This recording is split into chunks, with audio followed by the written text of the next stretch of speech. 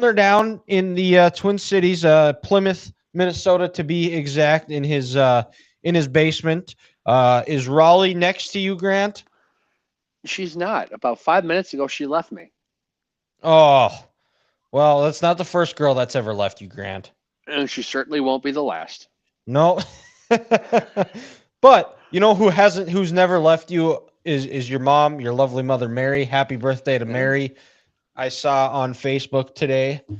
Mm-hmm. But lots been going on. It is the NCAA tournament. We got Sweet 16. We're gonna find out the final four teams come Sunday. That'll be set and who's going down to the to San Antonio and finding some lovely women down there, according to Charles Barkley. Hide the churros. Hide the Hide the churros. hide the churros. Them big old women down in San Antonio keep eating them churros, in the words of Charles Yep. Barkley. As how is the bracket looking? So the bracket in our group, Dylan, not the best. Um, I think in terms of like percentile, I was around like 67%, kind of middle of the pack. But I did one at work where I also submitted the bracket I have in the 3G TV podcast. But then also I did a second one in that group where some of my upsets, or not upsets, 50-50 games, I swapped. Ah.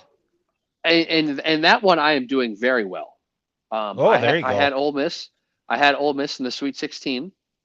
So that was a big win on Sunday night to take down Iowa State. I had New Mexico winning, and I had Michigan State advancing in that bracket. So in that one, I'm doing well.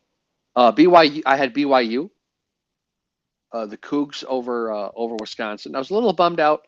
Arizona came back and beat Oregon, because if I would have gotten Oregon, that would have been a big one. But like in that bracket, ESPN wise, I'm sitting at like the 96th percentile. Ooh. So Yeah. feeling good. I have like 11 of 16 Sweet 16 teams. Still have 6 of 8 Elite 8 teams, and all 4 of my Final Four teams in. So we're sitting all right there. Nothing that was crazy over the top. That's just like, oh, that's a killer. Where sometimes you have those, especially in recent years, where it's been a little bit more unpredictable. We're going to talk a little bit more about that, but if you're following along on YouTube, you'll see in the headline we do have to talk about some local things that did happen. The state 8 tournament, Grant. Kindred, it was a rematch of last year's state championship game. Kindred versus Devils Lake. Kindred found themselves down by 26 at one point in the first half, and they got it to 20 at halftime, battled all the way back, and actually took the lead. And them and Devils Lake kind of swapped scores. Devils Lake hit a 3 with about 30 seconds left to go up by 2. Kindred goes down. Jake Starcevic gets fouled, and he makes the first free throw, misses the second. Kindred gets the offensive rebound, kicks it over to the top of the key, kicks it out to Carson Osi, who is a UND basketball commit. Shoots it, and it looks good going in. It bounces off the top of the rim, goes right into the hands of Brooks Bacco, who tips it in at the buzzer for the win. Kindred completes the comeback and wins. I don't remember the final score, but they win by 1 on a buzzer beater. That's fun. That's exciting to see. It was a very, very exciting game for sure. And then in the second game, or the Class B championship, Minot Ryan won their first state title since 1994.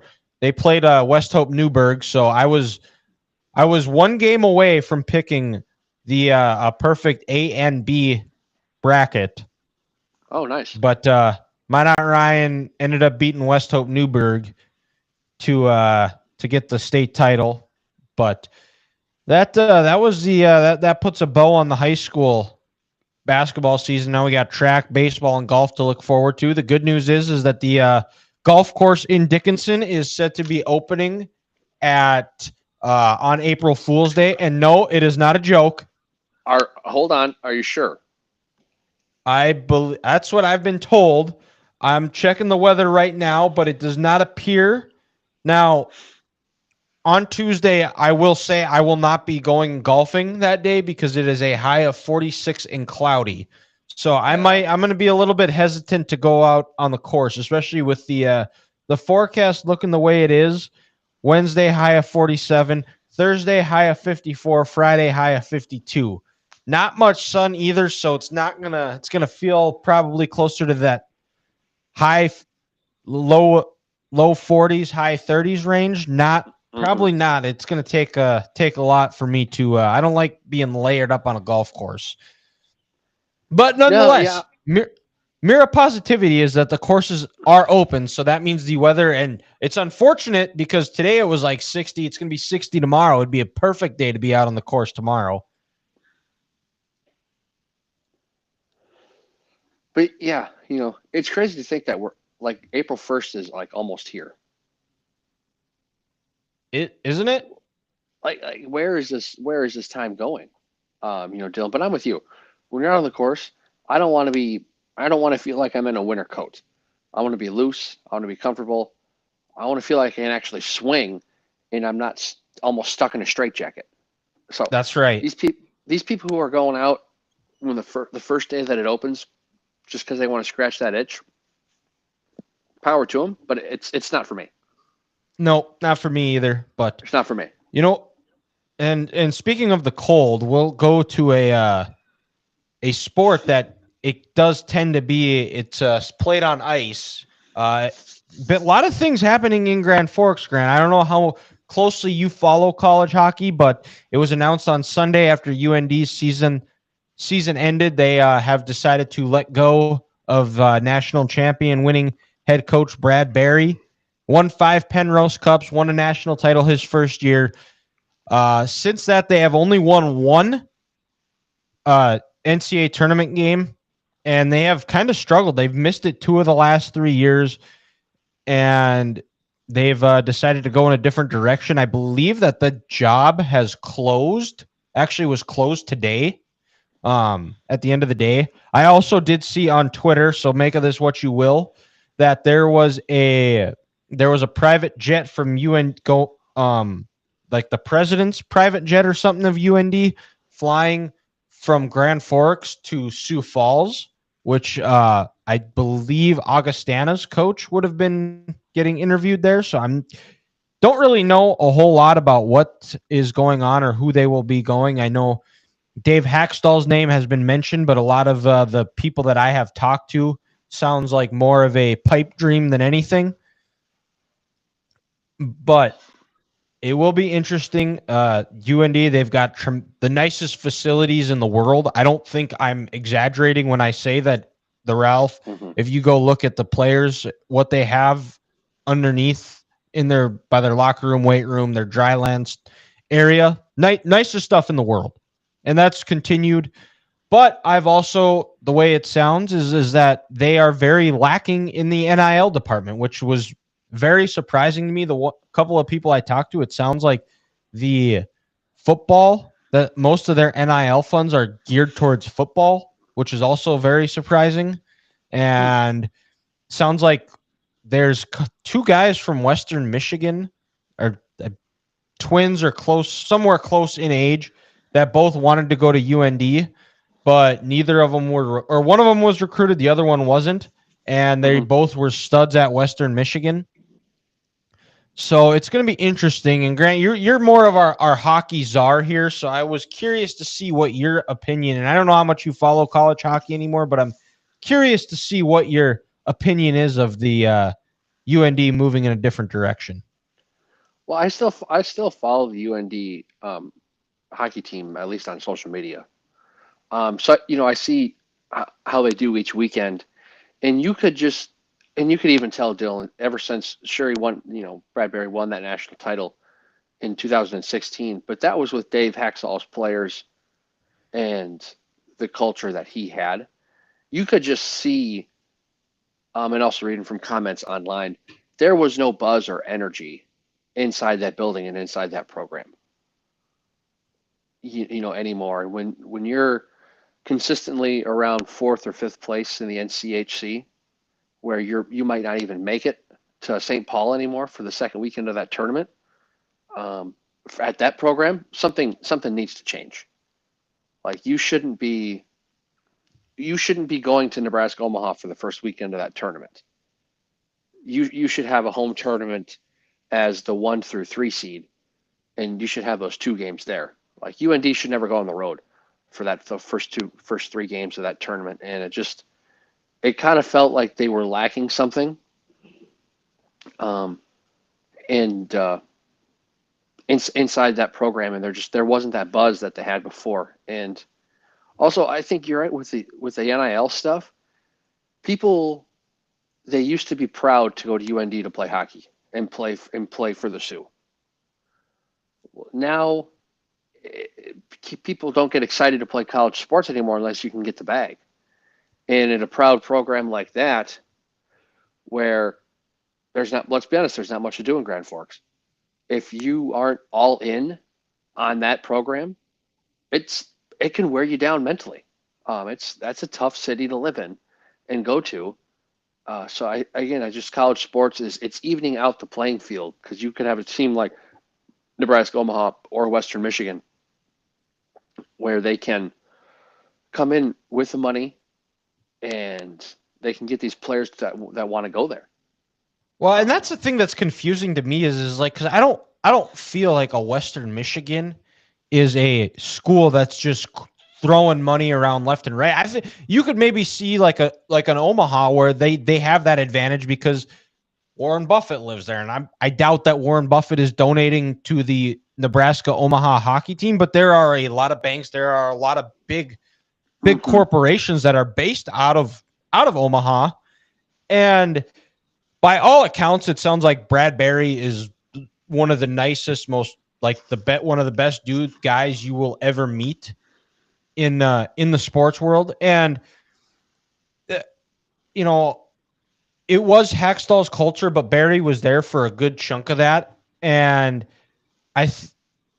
in one sense that you could say that he had a big say in that, but I think it's still different when you are the head guy and you are making those decisions, because I mean, even there's so many times like in the regular world where you move up and you always wonder what people do during the day of like what your superiors do. And you feel like, oh, it can't be that much different.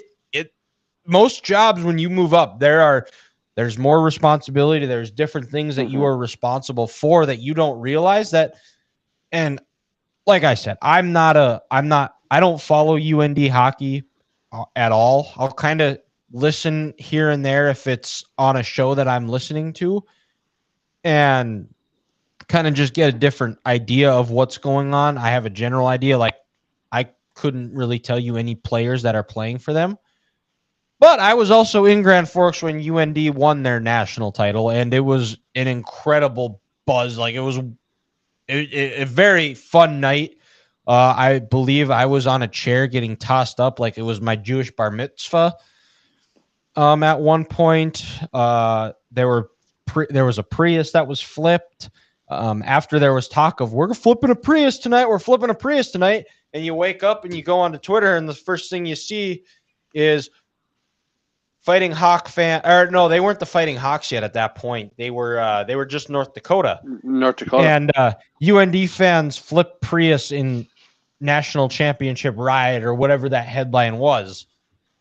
It is a proud program, and the interesting thing to me is I think when Dave Hackstall went to Philly to be the which is, and it's also a cautionary tale of be careful what you wish for, because if you remember when Dave Hackstall took the job in Philly, there were a lot of UND fans celebrating it because he could never quite get over that hump of winning the national title. I think he got there a couple of times. They were in the Frozen Face-Off back-to-back years. They lost a heartbreaker to Minnesota in 2014, where it was basically a lucky shot that Minnesota hit with and scored with 0.1 seconds left. Yep. And And then the next year, there were definitely some questionable calls because I remember watching that game at B Dubs with you, and there was like Oh a yeah, high stick on a the beat. Boston guy where he just kind of took the dude's throat, like slashed the dude's throat, and a UND guy Mm-hmm. got mad, and North Dakota got penalized for it when it should have been the other way around. And it was, oh, good, he can't get over the hump anyways. But with Dave Hackstall, they were consistently, like you said, they were playing that first round of the NCHC or WCHA. They were playing at home that opening round. They were playing in St. Mm-hmm. Paul. You were never worried about UND not missing the tournament. Correct. And also, I think another thing that is going to come back to haunt UND, and I'll even throw in NDSU and SDSU as a whole when I talk about this. It's St. Thomas, Dylan, here getting a Division I hockey and basketball program. Oh yeah. St. Thomas is going to steal a lot of good players that would go to those three schools, and especially hockey. When you have the crazy amount of talent that we have here in the state of Minnesota, if you can have an opportunity to go to another facility that's very good that St. Thomas is building, And it's not they're it's not building. the Oh, it's it's not the Ralph. beautiful. Yeah. Um, when you can have an opportunity to go play there, get an education at a very good school, and stay closer to home where your family can come and watch you play every single week. Oh, and also, you know what? With those boosters, maybe you have a little more NIL cash coming your way. You're Private more apt to school. maybe, Yeah, they definitely have cash. you're going to be more apt to stay here in the metro. Uh, and that's another uphill battle that UND is going to have to face. And Yep.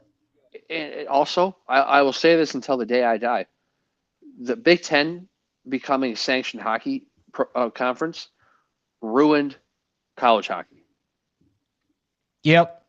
because you've taken away the lust, you've taken away the Minnesota UND rivalry, um, you've taken away UND Wisconsin, um, and you've watered down the lesser conferences. Like you have the WCHA, which Mankato is still in, and they win that every single year, and they beat the brakes off every other team in that conference. But they're not the same. It's not the same conference as what they were before. And when you lower that competition, you're not playing Minnesota every year. Why would those Minnesota kids want to come uh, to play at UND when they maybe can't play the Gophers? You sure they're still playing Duluth, but you're not playing in the Twin Cities. So kind of a little bit of everything going on right there. Um, that again is why it kind of I think hurt UND as a whole and hurt college hockey in general. Yeah. And I believe it sounds like they're going to try and have a coach hired by the end of the weekend or sooner. So we'll see where they go there. But let's go back over NCAA tournament. It was a little bit of a lackluster. There weren't a whole lot of upsets going on, but nonetheless, it was still, we got one buzzer beater, which was an incredible game between Colorado State and Maryland. Who Colorado State head coach Nico Medved, which is kind of a badass name if you ask me. That name almost sounds like the like a Russian intelligence agent that name on like Call of Duty, like on Call of Duty World at War or something, or not World at War, but like the Modern Warfare games. Modern Warfare. Uh, so that was and we do have some coaching movement, but nothing has been crazy this year or like where last year where I have divulged myself like I did last year after John Calipari left for Arkansas, where I listened to Kentucky sports radio for like a week straight. I don't foresee us having a big coaching change like that this year, but there has been some changes in. Isn't it kind of funny, Dylan? You mentioned that coaching change. Calipari couldn't make it to the Sweet 16 in his last 4 years at Kentucky. The last time he made it was 2019. Um, he goes to Arkansas. Arkansas gets back to the Sweet 16, BYU loses their head coach, Mark Pope. He goes to Kentucky. He gets to the Sweet 16. BYU hires a former associate head coach in the NBA, and they're also in the Sweet 16. How crazy and how different 360 days can be, um, to put you in the final 16 spots in the NCAA tournament. It's kind of wild. Yeah, this Arkansas team kind of feels like that Kentucky team from the 14 season, and then it would have been his second year when they made the Final Four and lost to UConn the 10 or 11 season, where they it took them a while to find their stride, and there weren't a whole there was talent, but there was a lot of questions, and there wasn't the expectations just because of the way they performed in the regular season. Then they found a way to put it together. We're going to preview it here, but before we do this, over the weekend, or last weekend, opening weekend, what did you have? What was kind of your biggest takeaway that you had? Just it kind of overall, the tournament this year kind of matched, if you ask me, the vibe that the country had around college basketball in general. Kind of a snoozer. If you ask me, people across this country seem to be out on college basketball. And of course, everyone's going to fill in a bracket and they want to go crazy. But it just didn't feel like there was much excitement or energy, for this weekend. Maybe because there was no crazy upsets.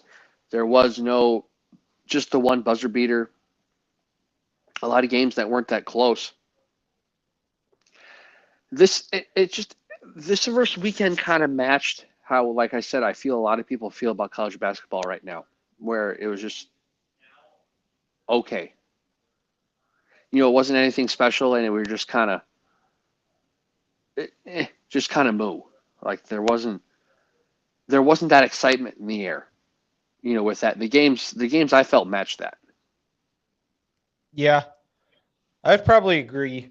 My biggest takeaway, call me a homer, but Michigan hired the right guy in Dusty May, because if you would have told me that after they lost to Michigan State, they would have won the Big Ten tournament and found their way into the Sweet 16, no way. I don't know if I told you this, but I was definitely thinking this was after they got their doors blown off by Illinois. It felt like they're going to lose the rest of their regular season games. They're going to lose the first round of the Big Ten tournament. They're going to lose first round of the NCAA tournament.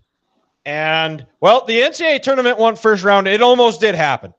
It was a late game. I was tired. I wanted to go to bed, and Michigan got up by 14. Everyone's like, "Oh, we're coasting." I was like, "This team is a lot like watching the Minnesota Vikings. They get up to leads, and then they let teams back in, and then you got to sweat it out, and then somehow miraculously they find a way to win and pull it out." Yeah.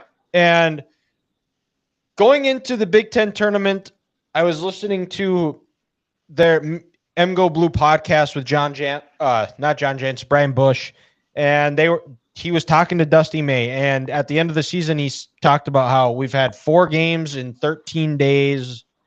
Our guys need rest. We haven't had a lot of time to work on fundamentals, and watching them, the big thing costing Michigan all year was the turnovers.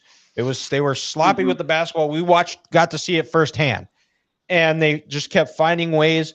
And Michigan comes out in the Big Ten tournament against Purdue, that opening round, and they put a thorough 40-minute performance together. They won by like 15. And I was like, okay, you know what? That does make sense. 4 games, 13 days, not a lot of time working on themselves. It's a lot of focusing in on what the opponent is doing, where they had that week off to finally get themselves right.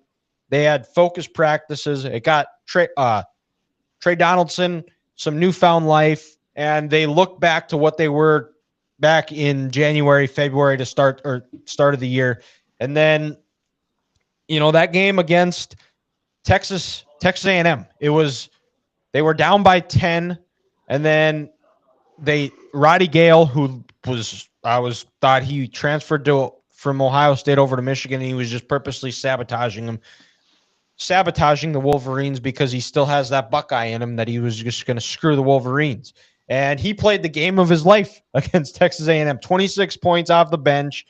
And Michigan did a great job of rebounding the basketball, which was huge, limiting A&M to only one shot, and found ways to string stops together. They didn't turn the ball over. And when they had to make the plays on defense, they were able to get stops. They were able to get bodies on people, block out, and go score.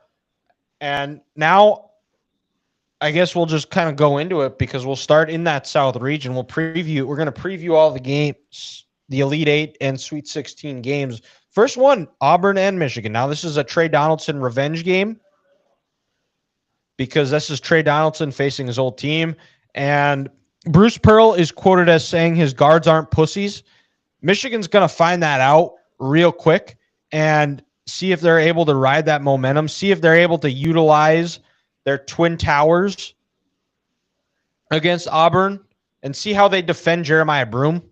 If they're able to kind of make him earn it, I feel like you almost have to kind of do what UConn did with Zach Edey last year in that sense, where Broome is going to get his. He's the National Player of the Year for a reason. Mm-hmm. And just making sure that those guards are a little bit careless with the ball, and Michigan's able to capitalize on it. They take care of the ball just enough to where it's not a huge discrepancy, because Auburn is a team that they're going to guard you for 94 feet. And if you don't take care of the ball, you're facing an uphill battle in that. And I think this is where it comes back to bite Michigan. Those turnovers they do. I think Auburn finds a way to win. And then in the other game, the Ole Miss Michigan State game, Michigan State, they limped out. They've had some sluggish first halves and are able to turn it on in the second half. Ole Miss has looked. I think there's a fair argument that Ole Miss has looked as good as anybody in this tournament. The way they've been able to dominate Carolina and Iowa State. Chris Beard, that defense is nasty. I feel like right now, this is also where Tom Izzo teams, where they kind of smell smelling their flowers, smelling the roses, and they get a little bit laxed. Chris Beard, when they met in the Final Four, when he was at Texas Tech, found a way to get stops and D them up, kind of make this game ugly for Michigan State. And I have an upset. I have an all SEC final in the South. I have Auburn playing Ole Miss for a spot in the Final Four. And I actually agree with you now, Dylan, on both games, because I just feel there's a similarity in both games. So I kind of talk about them both at the same time, but just the length in the athleticism and the defensive pressure that Ole Miss and Auburn are going to put on both Michigan and Michigan State, I feel is going to be it's too much. Where both Michigan and Michigan State, they're going to press, and they're almost going to come off trying too hard. And then you're going to have a lot of those unforced turnovers. And then when you're giving Ole Miss and Auburn extra possessions, you're going to have a hard time winning those games. And I think also these SEC teams, now I think their legs are back. They're not going through that gauntlet that was the conference schedule. And we're seeing that throughout this whole tournament, where there's a lot of SEC teams in there because they're so used to just playing all these tough teams that make you get after it every single night. And it's almost like when you're playing baseball and you have the weight on your bat and you're on deck. As soon as you take that off, you're swinging faster. That's kind of what it feels like now. These SEC teams are out of the conference, and there's been a weight lifted off their shoulders, and they can go out and dominate now. So I'm with you. I like Auburn and Ole Miss. This weekend, like I said, it's just too long, too athletic, and the defense they're going to play is going to give these slower Big Ten teams trouble. All right. Well, who do you got between Auburn and Ole Miss? This is Auburn. They've been probably one of the best teams all year, and they're just a touch longer than Ole Miss is right now. And I think this Bruce Pearl team is they're on a mission to get back there and win it. And when I say get back there, from the 2019 Final Four, well, none of those players were there, but I feel it's for Auburn. If it's not this year, when is it going to be? And I think they take advantage. So give me the Tigers to All get right, to San Antonio. that would be the fourth win that the Tigers have over the Rebels this year. So it's tough to beat a team 3 times. It's going to be even tougher to beat them 4, but I do think that happens for all the reasons you said. I think the difference maker is going to be Jeremiah Broome. I think they have the best player on the court, and in those situations, I think you got to go with it. I think Auburn probably hadn't played great, but I still think that's enough to get them into the Final Four. So Auburn moves on. And then in the West region, we've got Florida, Maryland, and Texas Tech versus Arkansas. And Florida, they had a scare from UConn. You could tell that UConn, they still have that championship pedigree, that never say die. I thought Dan Hurley coached a heck of a game, but in the end, UConn wasn't able to make the shots. Florida was able to capitalize. And I think UConn is a better team than Maryland. I think this is where it's not going to come down to a situation of making a one shot. I think this game is close at a half, but I think in the end, I think Florida has too much talent, and they end up pulling away and probably win by about 10. And then in the Texas Tech Arkansas game, now the popular pick would probably be to pick Arkansas, but watching this Texas Tech team they're way too good. They're still way too good. They're a fun team to watch, and nothing phases them. So I think Ethan is right here, and we got a Florida Texas Tech matchup in the Elite Eight to go to San Antonio. I think Florida needed that wake up call last Sunday against UConn, because if you listen to everyone, all the talking heads who had the platform out there, they said Florida was the best team in the tournament. It shouldn't be close. They're going to run right easy trip to the Final Four. Well, that's not the case. And like I said, I think they needed that test on Sunday from UConn, and now they can sit back and they're like, okay, when our backs are against the wall and we're in a tight game, this is how we're gonna be able to handle this situation. And those lessons are going to come back. They're going to learn those lessons this week, and Florida's going to get to the Elite Eight. But again, Dylan, I hate to sound like a broken record here, and we're all agreeing, but yeah, this Texas Tech team is really good, and Arkansas can be a little careless with the basketball, especially in that second half against And they Kansas. don't shoot the ball very well either. And they do not shoot the ball really well either. They have a lot of long athletes who can dominate the paint, but this Texas Tech team they're going to be physical with them, and I think they're going to honestly, I think they're going to get Arkansas in foul trouble.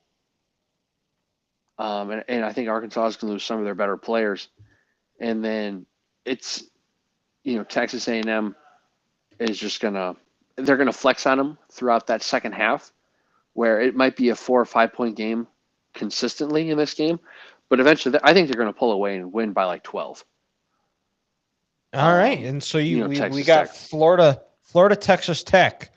Who do we got? Oh, this might be one of the best Elite Eight matchups of the weekend, possibly. But I picked Florida to win all my brackets, and I'm going to stick to those guns there. Like I said, this last Sunday was a scare they needed against UConn. And now that they have it, I mean, they're playing so well this year. I don't know if anyone can stop them. And I don't know if Texas Tech is that team, because I don't think Texas Tech can score enough with Florida. It's in this tournament, it's going to take you to get 80 points to win this thing. I'm not sure Texas Tech can do that. So, like I said, I picked Florida 2 weeks ago when the brackets came out, and I'm sticking to it. Yeah, I'm with you. I'm taking Florida as well. I have all four Final Four teams still alive. I gotta stay. I gotta roll with the Gators. So which sets up an all SEC semifinal on the left side of the bracket. So let's go over to the East, and there is some history here, Grant, between Duke and Arizona. Now on a couple of different levels. So if you remember, Caleb Love, point guard for Arizona, used to play at Carolina, hit the shot that ended Coach K's career, killed him, Mm-hmm. and it was made America happy. As the saying goes, Duke loses, America wins. Wins. And the other nugget is that the last time these two teams played in the Sweet 16 as a 1-4 matchup, do you remember what happened? Was that in like 2011 when Arizona pulled off the upset? Yes, and Arizona ran them off the court Off the court that that night, game. That yes. was the Derek Williams coming out party. Derek Williams, that's right. Talk about a blast from the past. Uh-huh. And Caleb Williams, I don't know if you saw him in the interview after they beat Oregon, and they asked him about it, and you saw his brain go off, and he wanted to say something, but he didn't, and it was smart of him. This game, in the end, I still think Duke they have looked as good as we talked about.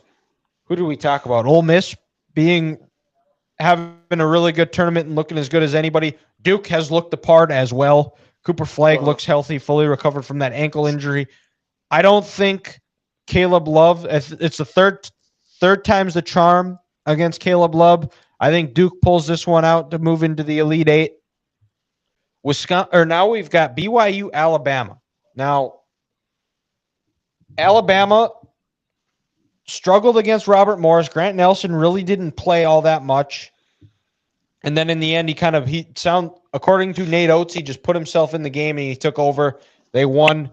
And then they played St. Mary's. That game never felt like it was ever in doubt in Alabama's favor. It never felt like Mm-hmm. that game was ever in question.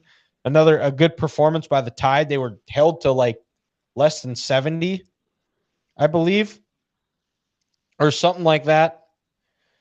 Or like under 80 for the first time in quite a while, where they were able to pull out a win, which has to be promising. That means that defense played well for Alabama. They're going to face another tough test, a very good BYU team. In the end, I think between Mark Sears, Grant Nelson, I think it's going to be too much, and that's going to set up a Duke Alabama Elite Eight matchup. Yeah, we can talk about Caleb Love all you want. Him playing Duke again, but this Duke team he's playing was not the Duke team that he played 3 years ago.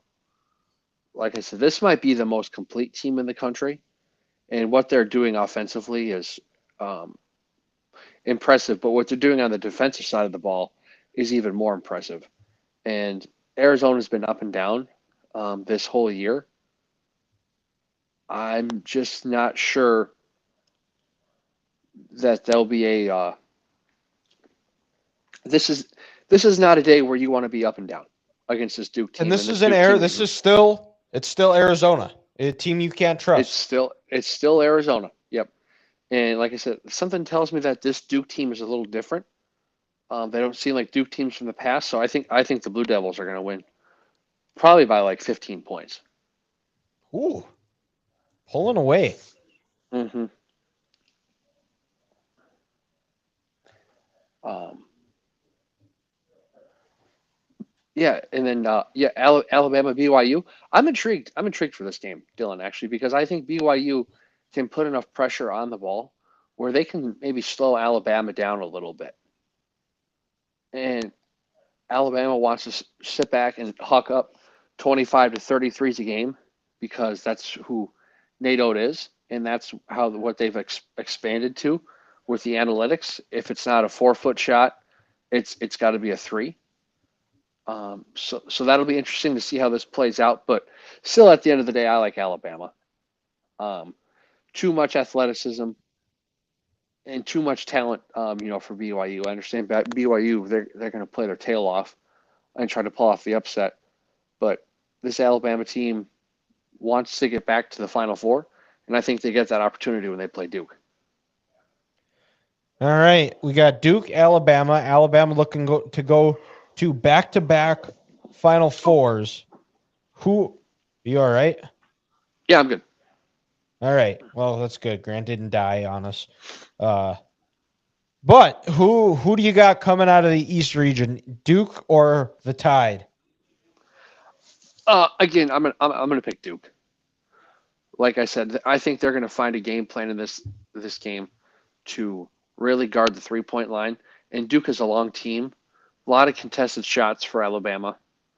When those shots aren't going in early in this game, I think it's going to slow them down a little bit and mentally fatigue them. And Duke is just, they're so complete and so good. Give me the Blue Devils to make it to the Final Four. All right. I'm with you as well. I feel like this is a game that Duke will defend, like you said. They will defend and they will make it tough. And what's going to happen when Alabama isn't making those threes? That's where I have my questions, and I think that that's really the only way Alabama is going to be able to win is if they shoot the lights out from three. And I don't think that's going to be able to happen. I don't think they're going to get the looks to where they're going to be able to do that. And I like the Blue Devils as well. So we're just copying each other here. So we got one more region to get to before and see if the chalk holds. So we got Houston, Purdue. Now, Grant, this feels like a game of the 1-4 matchups where it could get real ugly. Mm-hmm. I think just by the stylistically, by the way Purdue plays and the way Houston plays and the way they're going to get up in you and defend you for 94 feet, I feel like this is a game where Houston could run Purdue off the floor, and this could be like a 20, 30-point blowout. Yeah, I'm with you. Like, I understand Purdue has some pretty good guard play for the Big Ten, but they're not athletic enough to go up against the defense that is Houston. And I think Houston's going to have a chip on their shoulder. From losing to Duke last year, where was it? Sheed, their best player, he rolled an ankle and Sasser was hurt. Or Sasser was hurt.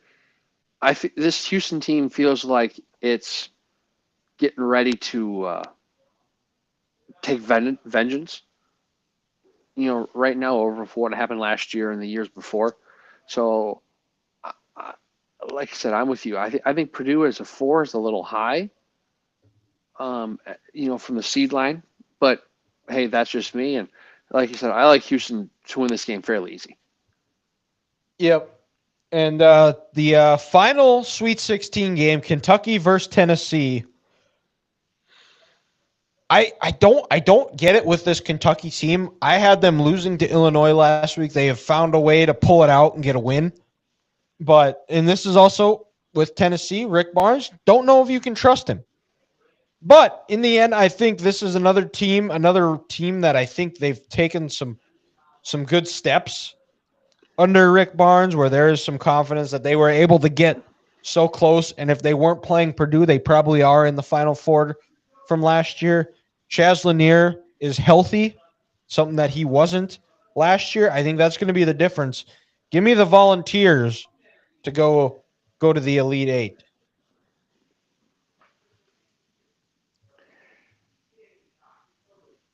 Yeah, Dill, I'm with you because I know I've said in years past, and I've been on the main one who says don't trust Rick Barnes' team in March. You can't trust Tennessee in March. Something tells me this Tennessee team is just a little different. Um, they're super athletic. Um, they're super long, and you know what? The difference is they can score at ease. Kentucky can too. This might be the best game of the weekend in terms of Sweet 16 wise. And they're two schools who don't like each other. They're rivals. They're real close. But I think Rick Barnes being in the tournament and being here enough, he'll realize the mistakes he's made. With Pope being at Kentucky, and this his first year being his alma mater, he was on that national championship team. I think he might make a couple mistakes that he normally wouldn't make in the regular season, and then Tennessee's going to win off that. Just Rick Barnes been there, done that. Sure, I don't know if he's ever been to a Final Four, but he's going to learn from those Yes, with mistakes. Texas. He was there That's right. in 03. It That's was the right. year they did they play Syracuse? I think they Either played Syracuse or Syracuse. Kansas. It would have been either Syracuse or Kansas. But with But yeah, TJ Ford. I think Tennessee advances, and it sets up a whale of a game against them in Houston. All right, well, let's put a bow on it, Grant. Who do you got? I'm going against my word. I'm taking Tennessee. I think Houston this year, they're a better team. They can shoot the three ball, but not as consistent and not as well as Tennessee can. And I think that's going to take Tennessee over the top of this game. And they're going to be able to get one or two more stops. And even then, I said this Houston team's out for vengeance. When they're playing a team like a quality team that is Tennessee, this is when I think their history is going to come back to bite them in the ass, and they're going to start to overthink and miss shots, and not play consistent defense enough. And Tennessee's going to the Final Four. You know what? I have Houston going in my bracket, but the more I think about it, the more I am angry that I chose Houston over Tennessee, because for all those reasons. It just, I have PTSD from Houston, where they have these dry spells in the tournament where they just can't find ways to score. And I think that's going to come back to get them. Houston doesn't have that guy, that out pitch that, when they're struggling, they need a bucket. They don't, I don't feel like they have the guy that can go get them a bucket like Tennessee does with Chaz Lanier. And I think that's going to be the difference. I think defensively, both teams are tremendous. But in the end, I think Tennessee, I think their offense is going to be a little bit better, and it's going to be a little bit more well-equipped to handle that Houston defense. So I got a 3/4 all SEC Final Four in Auburn, Florida, Tennessee, and Duke. This was the Final Four I said last week when we talked before the tournament started, Dylan, and I'm not backing out now. Nope. All right. Well, we're gonna find out. So, I mean, we basically agreed on every single one of our picks. So that means it's definitely not going to happen this way. Yep. But nonetheless, we're going to find out. It's going to be an exciting weekend of college basketball again. And hopefully we're going to see some other good games, maybe see a couple more buzzer beaters. But that wraps up this week's talk of the Sweet 16 and Elite 8 preview. We're going to wrap up the show here with Curveball of the Week. I have it, and I don't think this one has ever been discussed, but I got to ask here. We both of us are both kind of fat. We enjoy eating some unhealthy food every now and again. So, Grant, we're going to go breakfast style here. What is your go-to donut? When you're walking, you're at a gas station, you're at work. When you walk by the donuts, and you could tell they got that freshness. They were just cooked, or they just came out of the oven. They were just frosted, or whatever you're getting. What is your go-to donut you're getting? Good question. I'm definitely not one of those guys where, you have like the quote cake donuts or something like that. The ones that are really dense on the inside. That's not for me. I do enjoy a good, let's say, strawberry filled, Long John with the maple frosting on top. Ooh. I've always enjoyed the maple frosting. And you know what? If we're feeling frosty, maybe some sprinkles. Ooh. Hard to beat there, but also I'm a sucker for a good apple fritter. Oh, okay. Interesting. I don't Yeah. think I've ever had So one, to be honest. I'm a fan. I enjoy them. So like I said, I'd say maybe a let's say jelly filled Long John with some either chocolate or maple frosting with some sprinkles, or give me an apple fritter.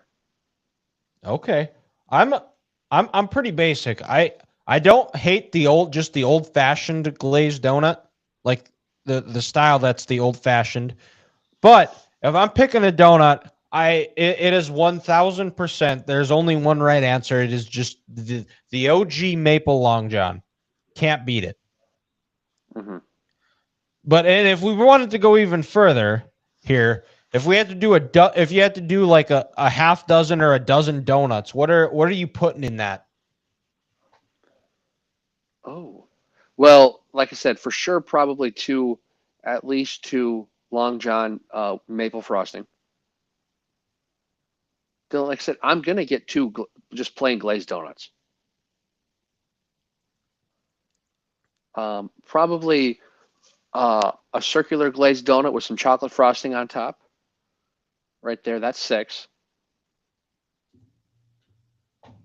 Are we doing a dozen? Why not? What the hell? Yeah, We made it halfway. I got the chocolate Go big or go home. Long John. Scratch that. Make it four maple. Give me four. No, two glazed. That's six. Give me four. Four. Glazed with the chocolate frosting and sprinkles on top. I said the two glazed, and then two apple fritters. Okay. All right. For me, Mm-hmm. I'm probably going with like 4 maple long johns. Just the plain OG. There's no filling inside of it. And then I'm going with 2 of the old fashioned donuts. And that's 6. And probably a oh no, I'm at 6. A just a glazed donut with the white frosting on it. Mm-hmm. One of them like is a strawberry or cherry filled Bismarck. And so what am I at right now? Am I at 8? And I got 4 Eight. more. Yeah, you're at 8. Yep. Okay. I would do just a regular glazed donut. And so that's 9. Mm-hmm.